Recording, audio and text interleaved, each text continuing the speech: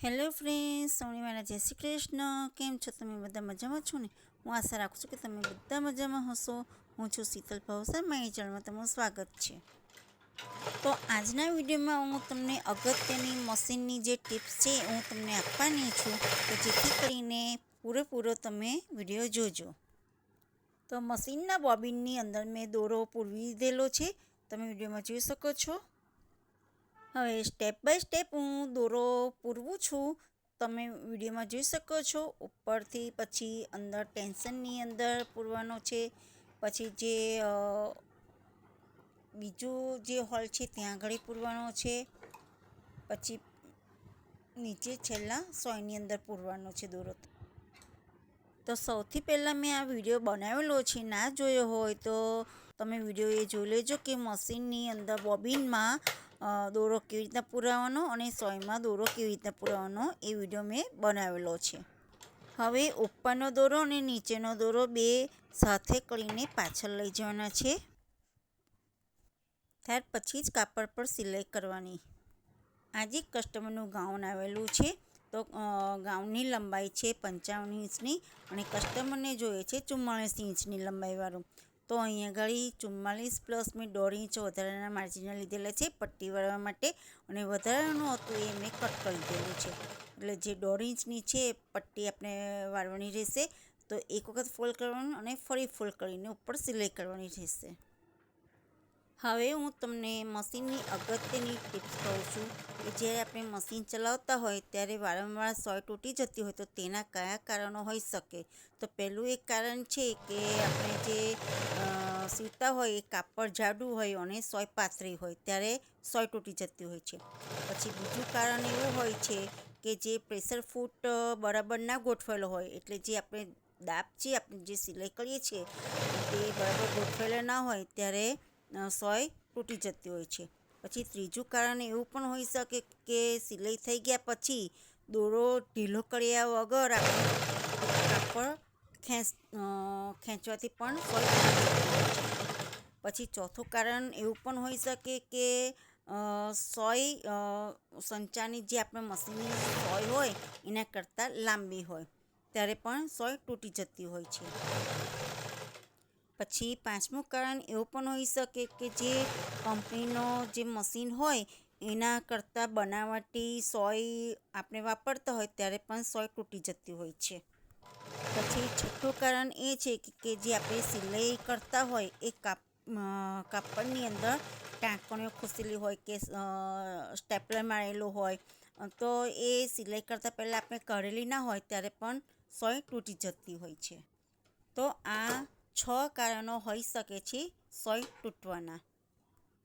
હજુ સુધી મારી ચેનલને તમે સબસ્ક્રાઈબ ના કરી લો તો મારી ચેનલને સબસ્ક્રાઈબ કરી લેજો, લાઈક કરી દેજો અને શેર પણ કરજો કે જેથી બીજાને પણ મદદરૂપ આ વિડીયો થાય. અને બેલ આઇકન જોડેથી પ્રેસ કરજો કે જેથી જે પણ નવા વિડીયો આવે એ સૌથી પહેલાં તમને જોવા મળે. આ કસ્ટમરનો પ્લાઝો પેન્ટ છે, તેનામાંથી તેમને ઇલાસ્ટિક કાઢીને આપણે જે સાદો નીફો બનાવીએ છીએ એ બનાવવાનો છે, નીફો ઇલાસ્ટિક કાઢીને. તો અહીંયા આગળ બે સિલાઈ કરેલી છે ઇલાસ્ટિકની ઉપર, તો તેને ઓપનરની મદદથી કાઢવાની રહેશે સિલાઈ.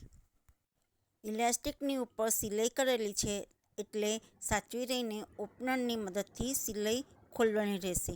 કાપડ ના ફાટે તેનું ખાસ ધ્યાન રાખવું પડશે. પહેલાં એક ટાંકો ખોલવાનો, પછી બીજો ટાંકો ખોલવાનો, એવી રીતના 3-4 ટાંકા ખોલતું જવાનું અને દોરો કાઢતું જવાનું. અને ઓપનર પણ એક શાર્પ હોવું જોઈએ, બુઠ્ઠું ના હોવું જોઈએ, તો સિલાઈ ખુલશે નહીં, તો સિલાઈ ખુલશે નહીં. સાચવી રહીને સિલાઈ ખોલવાની રહેશે. કાપડ ના ફાટે એનું ખાસ ધ્યાન રાખવું પડશે. આ બાબતો ખાસ કરીને સાચવીને રહીને કરવાની હોય છે. પછી મશીનની બીજી એ ટિપ્સ છે કે મશીન બરાબર ક્યારે ના ચાલે. તો તમે મશીનને ઘણા સમય પછી ઉપયોગમાં લીધું હોય ત્યારે. પછી બીજું એક કારણ પણ એવું હોઈ શકે કે તમે મશીન ચલાવતા હોય કન્ટિન્યુઅસ, પણ લાંબા સમયથી તેને તેલ ના પૂર્યું હોય, એટલે જે મશીનનું ઓઇલ આવે છે એ તમે એનામાં પૂરેલું ના હોય તો પણ મશીન બરાબર ના ચાલે. તો આ કારણ પણ હોઈ શકે છે મશીન ના ચાલે બરાબર. ઇલાસ્ટિક કરી દેલું છે સિલાઈ ખોલીને. હવે નેફા માટે અંદરથી જે સિલાઈ કરેલી છે તેને આપણે ખોલી કાઢીશું. તમે વિડીયોમાં જોઈ શકો છો. ત્યાર પછી આપણે ચોકથી સાઈન કરી દેવાનું છે. જે પ્રમાણમાં ઇલાસ્ટિક સિલાઈ કરેલી હતી છેલ્લી ત્યાં આગળ ચોકથી સાઈન કરી દેવાનું છે. અને સાઈડમાં જે આપણે પટ્ટી ખોલેલી તો ત્યાં આગળ સાઈડમાં એકદમ પાતળી પટ્ટી વાળીને ઉપર સિલાઈ કરવાની રહેશે. નેફા માટે દોરી અંદર પાસ કરવાનો નેફો બનાવવાનો છે એટલે આવી રીતના પટ્ટી વાળીને ઉપર સિલાઈ કરી દેવાની છે બંને બાજુ. તમે વિડીયોમાં જોઈ શકો છો એકદમ પાતળી પટ્ટી વાળીને સિલાઈ કરી દીધેલી છે. એવી રીતના બીજી બાજુ પણ પાતળી પટ્ટી વાળીને સિલાઈ કરી દેવાની છે. તો આવી રીતના પણ ઇલાસ્ટિક કરીને નેફો બનાવીને કરી શકાય છે. કોઈને ઇલાસ્ટિક આવી રીતે ના જોતી હોય તો આવી રીતના ઇલાસ્ટિક કરીને નેફો બનાવી શકાય છે.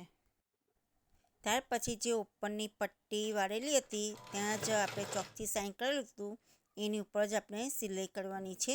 તમે વિડીયોમાં જોઈ શકો છો.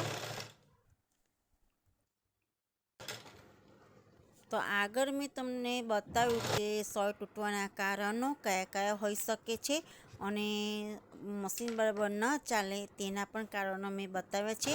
હવે બીજું એક કારણ પણ હોઈ શકે કે જો તમે પગથી મશીન ચલાવતા હોય તો જે મશીનની દોરી એકદમ સખત ફિટ અથવા એકદમ ઢીલી હોય ત્યારે મશીન ના ચાલે.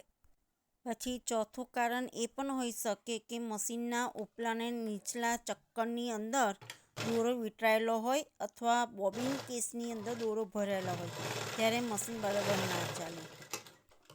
તો આ બધા કારણો હોઈ શકે છે કે મશીન બરાબર ન ચાલે. તો આજનો વિડીયો મારો કેવો લાગ્યો એ જરૂરથી મને કમેન્ટમાં જણાવજો. અને મારો વિડીયો છેક સુધી જોયો તેના માટે થેન્ક યુ.